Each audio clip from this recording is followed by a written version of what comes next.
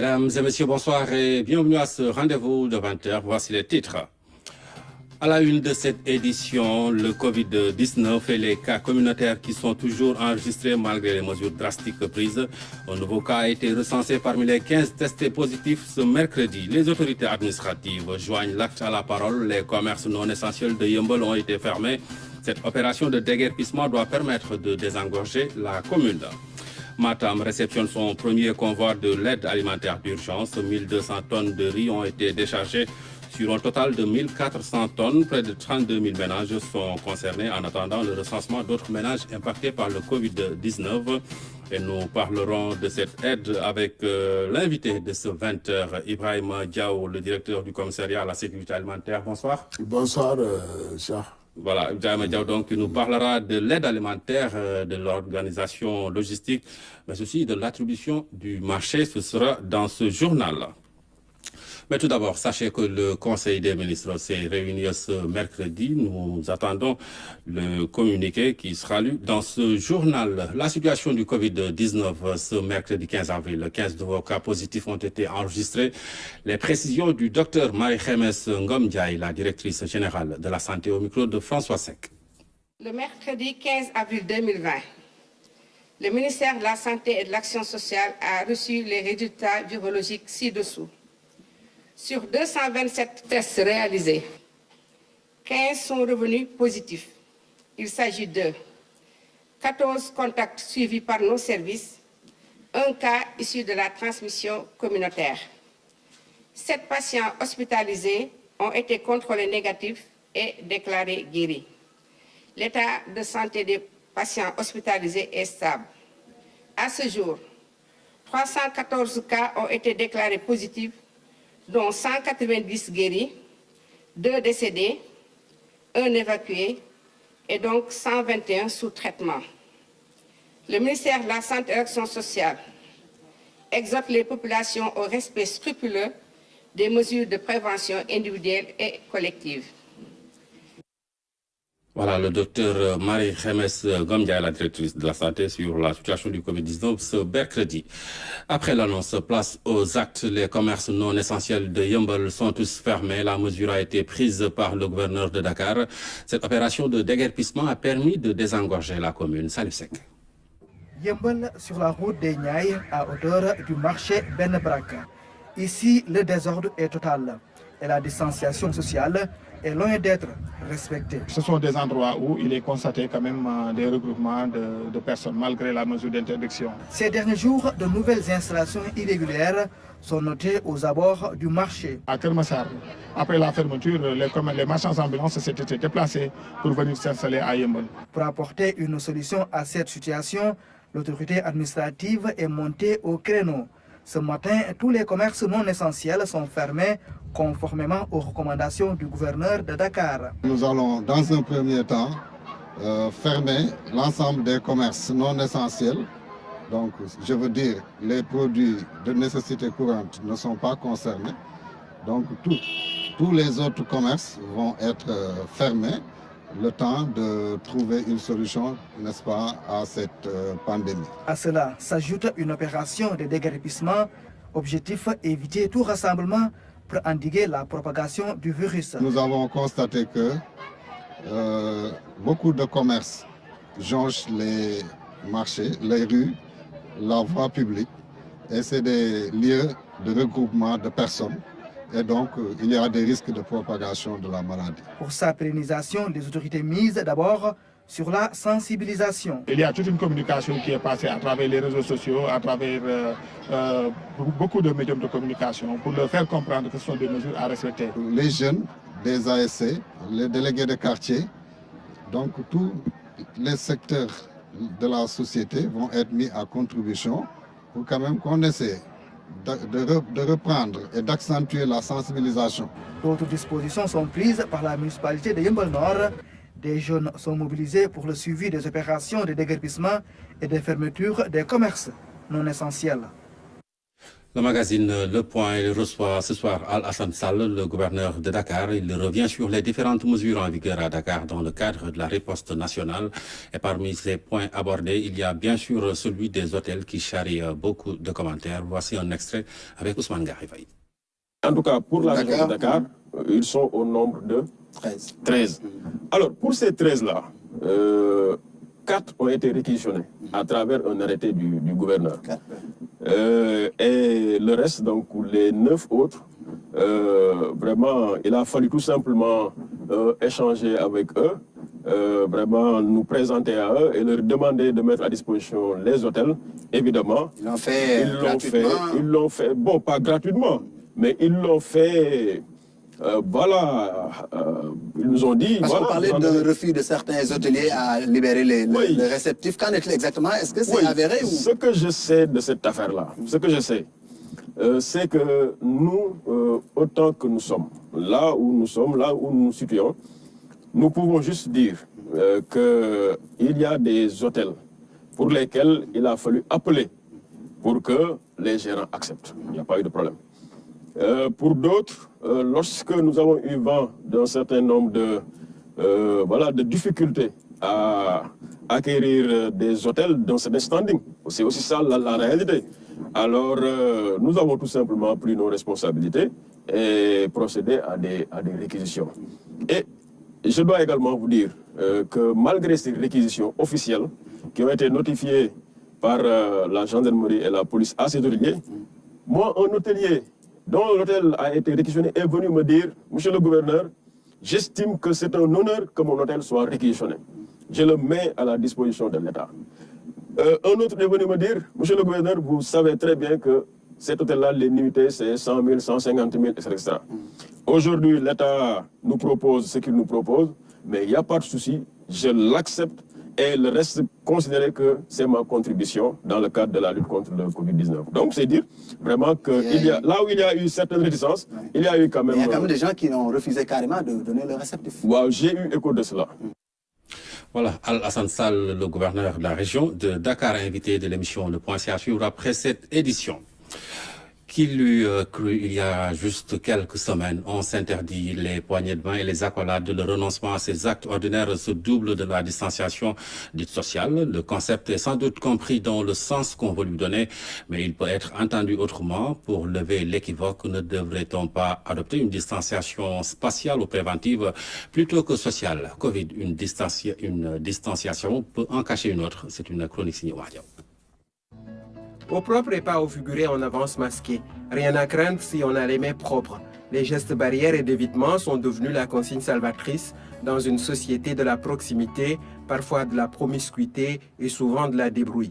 Les comportements qui étaient pour le moins dangereux ont muté pour emprunter à la virologie. Plus de rapprochement, fini les chaudes poignées de main et les embrassades de circonstances. Le Covid n'a pas fini d'installer son règne de la terreur qu'il impose de nouvelles manières d'interagir, d'être et de cesser d'exister. On se soumet à la nouvelle et nécessaire distanciation sociale, nouvelle parce que sous d'autres formes, elle s'était incrustée dans le corps social. Ils sont déjà nombreux à avoir pris de la distance kilométrique puis sociale avec leurs racines devenues un souvenir évanescent. Du reste, la hiérarchisation sociale elle-même trace des frontières et maintient des écarts sociaux. Tout le monde ne mange pas à la même table ni ne fréquente les mêmes adresses. Mais cette situation, fruit des évolutions sociétales, n'est pas l'astreinte à laquelle convie le Covid. Le travail, les loisirs, les rituels sacrés ou profanes, tout est bouleversé.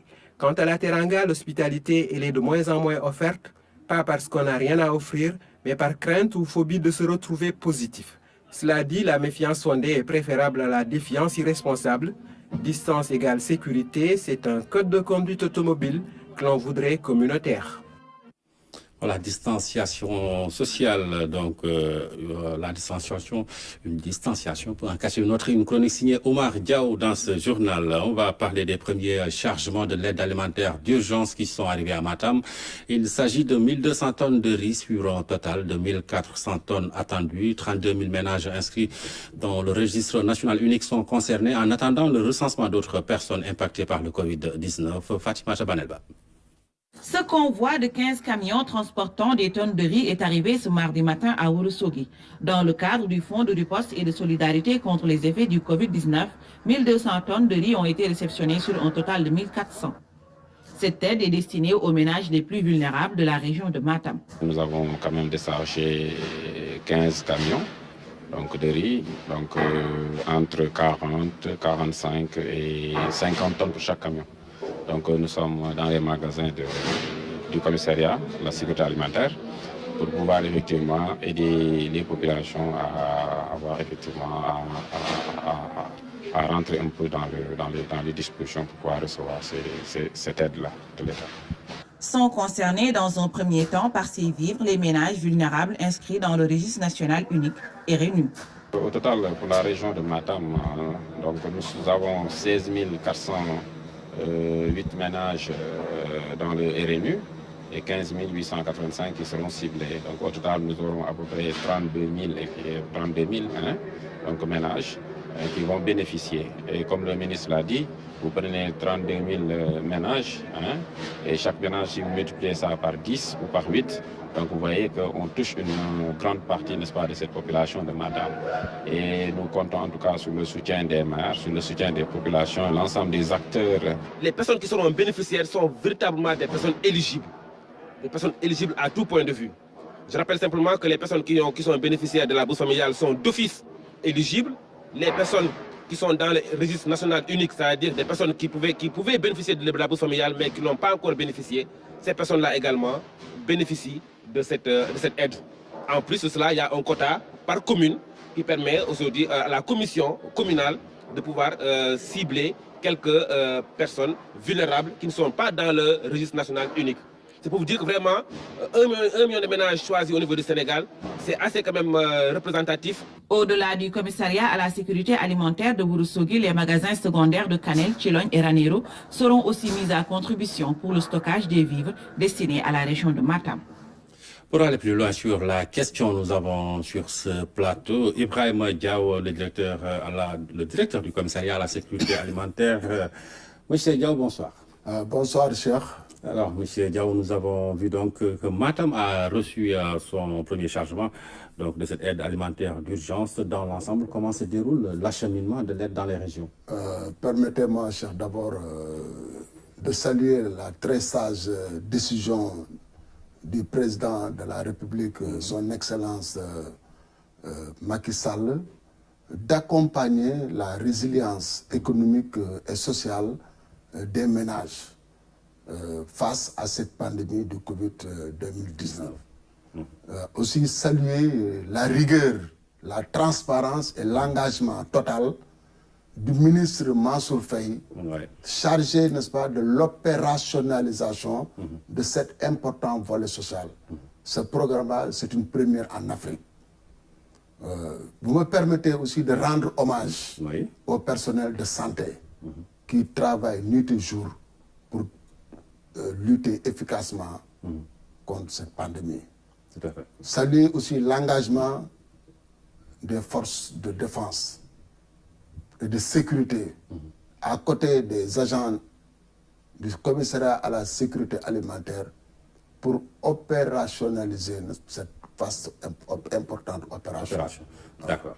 Et actuellement, sur le terrain, dans les régions, comment se passe l'acheminement de l'aide? Nous avons démarré depuis le 11, avec le lancement officiel par son Excellence le président Macky Sall, le 11. Depuis lors, nous avons démarré l'acheminement des vues, comme je l'ai dit, avec l'implication totale des forces de sécurité, la gendarmerie, l'armée. Donc, à partir du port de Dakar jusqu'à destination des régions. Aujourd'hui, nous avons démarré avec Ziguinchor, avec Kédougou, avec Matam, comme vous venez de le voir, avec Louga et Diourbel. Donc, cet important programme a démarré. Et donc, à partir au niveau des réceptions aussi, nous avons la présence toujours des autorités administratives. Soit c'est le gouverneur, le préfet ou le sous-préfet, toujours avec les forces de sécurité, la gendarmerie ou l'armée, avec l'inspecteur régional pour réceptionner ces vivres. D'accord. Vous avez salué l'engagement des forces de défense et de sécurité. Ce sont elles qui s'occupent de l'acheminement, de l'organisation de l'acheminement des vivres sous votre supervision, bien sûr. Donc, ça veut dire qu'aujourd'hui, nous travaillons ensemble. Forces de l'ordre, il y a une implication totale des forces de l'ordre sur tout ce processus-là. Parce que ça c'est la volonté du chef de l'État, c'est la volonté du ministre, pour qu'il n'y ait pas une sécurisation de tout ce processus, pour qu'il y ait une transparence totale. Personne n'aura rien à redire. À partir du port autonome de Dakar, les forces de l'ordre sont là. Il y a des bons d'expédition qui sont co-signés par le responsable du CSA et le responsable de la par leur gendarme. Donc, à partir de ce moment-là, les camions sont convoyés sous l'escorte de la gendarmerie jusqu'à destination. Au niveau des magasins du CSA, dans les régions, nous avons, n'est-ce pas, le gouverneur qui vient réceptionner les vivres au niveau des magasins, en présence aussi des forces de l'ordre. Donc, les forces de défense sont impliquées sur tout le processus. D'accord. Vous en êtes actuellement au stade de l'acheminement de ces vivres. Mais est-ce que la distribution se fera au fur et à mesure de l'arrivée des camions, ou bien vous allez attendre que toutes les régions aient leur quota d'abord? D'abord, nous avons démarré par le riz, qui est une quantité extrêmement importante, plus de 100 000 tonnes. Nous avons plus de 139 000 tonnes qui doivent être acheminées, n'est-ce pas, à travers les différentes régions du Sénégal. Au terme de l'acheminement de chaque région a son quota, chaque commune a son quota. Les 553 communes, aucune commune n'est laissée en rade. Toutes les communes vont recevoir leur quota conformément aux directives du chef de l'État. Donc, à partir de ce moment-là, les comités régionaux, les comités départementaux et locaux qui sont mis en place sur la supervision des autorités administratives vont démarrer maintenant la distribution. Et dans les comités locaux, vous avez, n'est-ce pas, tous les acteurs, n'est-ce pas? Vous avez les groupements féminins, les jeunes, les forces de l'ordre, les élus locaux, l'administration, le CSA. Donc, vous avez tous les acteurs susceptibles de rendre transparent ce processus. D'accord. D'accord. Alors, M. Diaw, il y a eu beaucoup de commentaires sur le choix des transporteurs. Comment vous avez procédé pour leur choix? C'est suite à des appels d'offres? Bien sûr, c'est à la suite des appels d'offres. Donc, vous avez suivi, cher, il y a trop de questionnements, d'accusations arbitraires, d'insinuations. Mais je voudrais rassurer vraiment les Sénégalais sur la transparence totale des procédures d'attribution de ces marchés-là. Aussi bien pour le marché des transporteurs, aussi bien aussi pour, n'est-ce pas, les denrées, les vivres. À ce niveau, ce qu'il faut dire, en application du décret 2020-781 du 18 mars 2020 portant dérogation au code des marchés publics, le ministère n'avait même pas l'obligation de faire des appels d'offres. Mais comme nous connaissons la rigueur, la transparence, l'engagement, n'est-ce pas, ces valeurs morales, il a décidé de publier, de lancer les avis d'appel d'offres avec des critères extrêmement rigoureux. Et sur la base de ces critères-là, que les attributions ont été faites en toute transparence. Donc c'est pour dire que tout ce processus a été transparent. Et donc tout esprit doué de raison peut aisément comprendre que le contexte de la pandémie, c'est un contexte d'une extrême urgence. Il faut réagir immédiatement. On n'a pas le temps de s'accommoder des procédures très lourdes, très longues. C'est la raison pour laquelle son Excellence, le président Macky Sall, a pris ce décret-là. Et bien avant l'acquisition qu'on parle même de ce vaste programme d'acquisition de denrées alimentaires, il avait déjà pris ce décret-là pour portant dérogation de toutes les dépenses liées à la pandémie. D'accord. Voilà. D'accord, monsieur Diaw. Donc après, pour en revenir à, disons, à l'acheminement des vivres, donc vous avez commencé par, dans votre exposé, donc par les régions les plus éloignées, et puis vous allez progressivement venir vers le centre. Comme je l'ai dit, nous avons démarré vers les régions profondes, de Ziguinchor, Matam, Kédougou, Diourbel, Louga.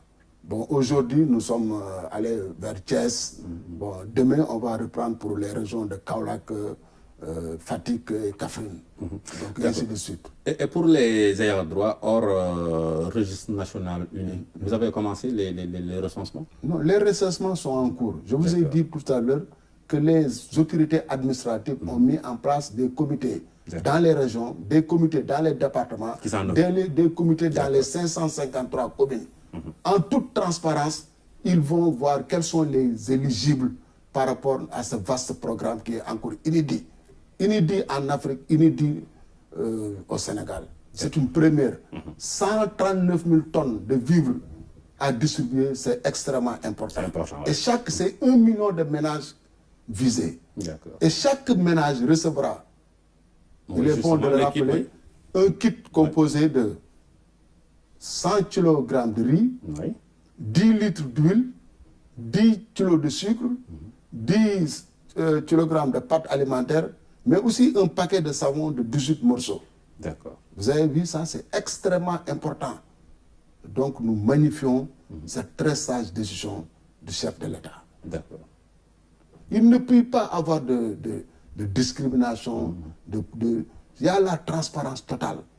La présence des forces de l'ordre rassure, encore une fois. D'accord, tout à fait, monsieur Diaw. On va donc attendre la fin de l'acheminement des vivres et le début de la distribution. Merci en tout cas d'être venu sur ce plateau, nous parler donc de la distribution, de l'acheminement d'abord, puis de la distribution de l'aide alimentaire d'urgence, conformément donc aux directives du chef d'État. C'est dans le cadre du Covid-19. Monsieur Ibrahima Diaw, je rappelle que vous êtes le directeur du commissariat à la sécurité alimentaire. C'est moi qui vous remercie, cher, pour vraiment apporter des éclairages sur cette importante opération inédite de distribution des vivres au Sénégal. Nous espérons également vous avoir plus tard quand vous aurez démarré la distribution. Inch'Allah. La suite de ce journal avec Keur Massar, Yeumbeul, Rufisque et Diamniadio qui ont reçu les volontaires du service civique national pour la sensibilisation contre le Covid-19 en partenariat avec le SNEPS du ministère de la Santé. Les volontaires ont effectué une campagne d'affichage dans toutes les localités menacées par la transmission communautaire. Omar Diaw. Rond-point de Keur Massar, l'ouvrage fonctionne un peu comme séparateur de trafic mais aussi comme rassembleur de populations diverses. La commune, densément peuplée, a déjà enregistré ses premiers cas à la veille de la fête de l'indépendance. Depuis que nous avons enregistré nos 5 cas, ils sont venus vraiment nous apporter leur soutien sur la sensibilisation. Ceux qui sont venus sont les volontaires du service civique national et des agents du ministère de la Santé dépendants du SNEPS. Nous sommes en partenariat avec le ministère de la Jeunesse qui a mis à notre disposition le service civique national, mais également les SNEPS régionaux pour effectivement se déployer sur le terrain. Il s'agit d'une stratégie qui consiste à conduire vers un changement de comportement nécessaire pour rompre la chaîne de transmission communautaire. C'est au niveau du SNEPS que toutes les stratégies se font, les affiches que vous voyez, les spots télé audio que vous voyez, mais la descente sur le terrain avec des sensibilisations de proximité. La direction du SNEPS assure la présidence de la commission communication et engagement communautaire au sein du comité national de gestion des épidémies. La première vague de volontaires a touché quelques 30 000 foyers dans la banlieue dakaroise. Le service civique national envisage une deuxième cohorte. Une cohorte de 100 volontaires à mettre à la disposition du ministère de la Santé et qui devrait être dédiée à l'appui à la santé communautaire. Communautaire, le mot est sur toutes les lèvres en ce moment. La lutte s'intensifie avec l'entrée en scène d'anonymes et d'acteurs connus. Plus sérieusement, dans cette sensibilisation qui n'est pas une comédie, les comédiens ont leur message.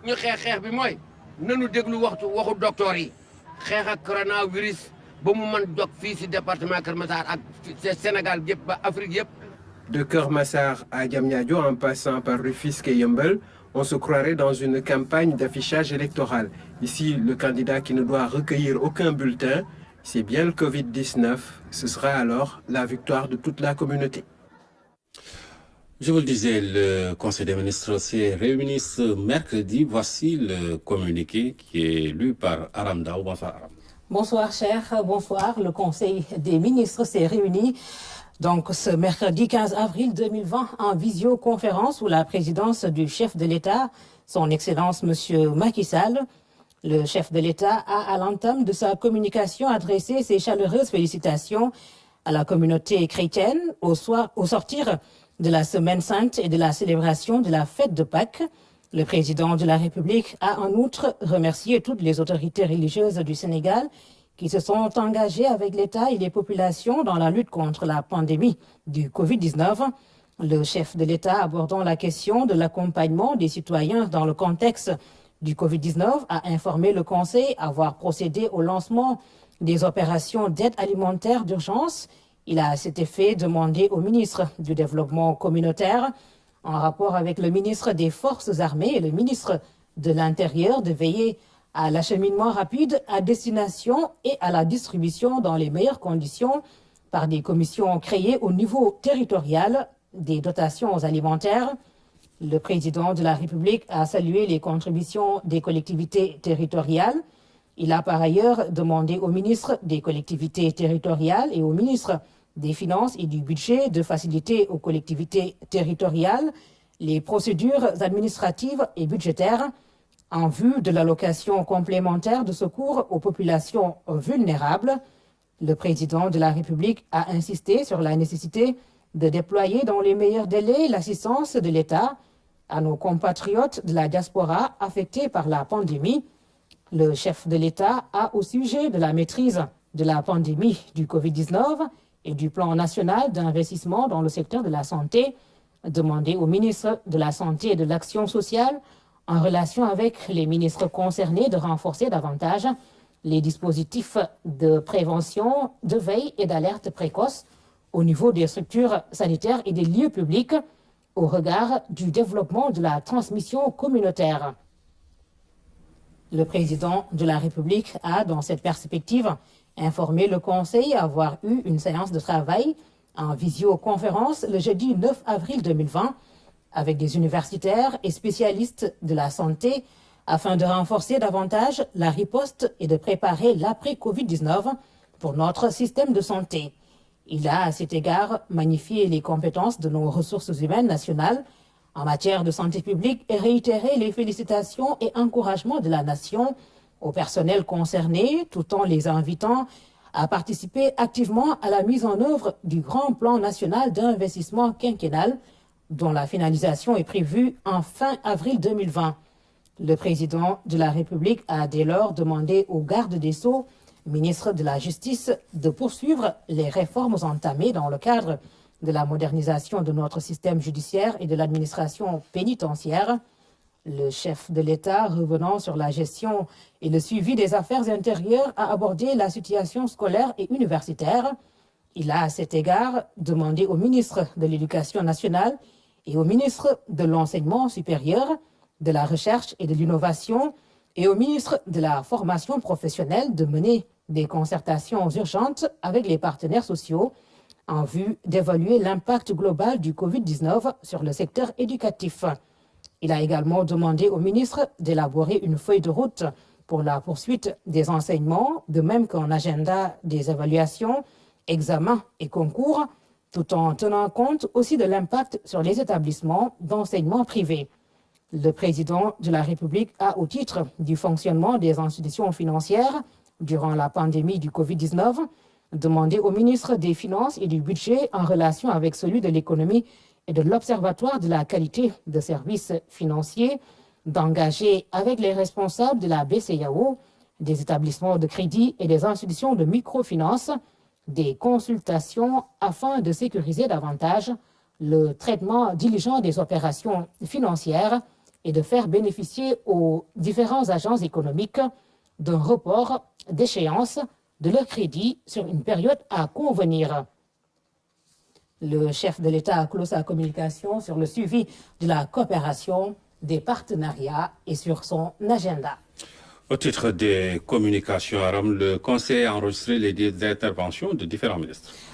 Au titre des textes législatifs et réglementaires, le Conseil a examiné et adopté le projet de loi relatif à la prorogation des délais en matière civile, commerciale, sociale et administrative, à la suspension des mesures d'expulsion, le projet de loi portant suspension des recours de l'exécution des sentences et prorogation de certains délais en matière pénale, le projet de décret portant règlement général sur la comptabilité publique. Aram Dawa, merci. C'était là le communiqué du Conseil des ministres qui s'est réuni ce mercredi par visioconférence. Je le rappelle, l'actualité internationale est dominée par la décision de Donald Trump de suspendre la contribution des États-Unis à l'OMS, l'Organisation mondiale de la santé. Une contribution non négligeable qui représente 22% du budget de l'OMS. Face à la presse, le directeur général de l'OMS prend acte et compte sur le soutien des autres partenaires. Ramasedem. I'm instructing my administration to halt funding of the World Health Organization while a review is conducted to assess the world. Le président américain Donald Trump a annoncé ce mardi soir qu'il suspendait la contribution des États-Unis à l'OMS. Tout ceci à cause de sa mauvaise gestion de la pandémie, selon lui. Le président Trump accuse également l'OMS d'être trop proche de Pékin, la Chine qui, elle, contribue à hauteur de 40 millions de dollars, soit 10 fois moins que les États-Unis qui sont à 400 voire 500 millions de dollars de contribution, soit 250 milliards de francs CFA. Un manque à gagner, certes, pour l'agence onusienne qui se voit amputée de 22% de son budget. The United States of America has been a long-standing and generous friend to WHO, and we hope it will continue to be so. We regret the decision of the President of the United States to order a hold in funding to the World Health Organization. Comme réponse, le docteur Tedros, en plus de s'excuser, remercie tous les pays qui ne cessent de soutenir les actions de l'Organisation mondiale de la santé qui agit sur d'autres maladies en plus du Covid-19. Il s'agit des combats contre la poliomyélite, la rougeole, le paludisme, le virus Ebola, le VIH, la tuberculose, la malnutrition, le cancer, le diabète, la santé mentale et bien d'autres maladies.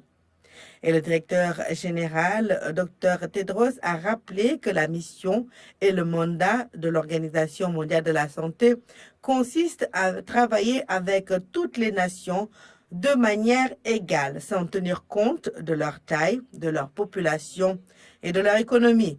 En attendant, l'OMS entend examiner l'impact sur son travail de tout retrait de financement américain et travaillera désormais avec ses partenaires pour combler tout déficit financier auquel l'OMS sera désormais confrontée.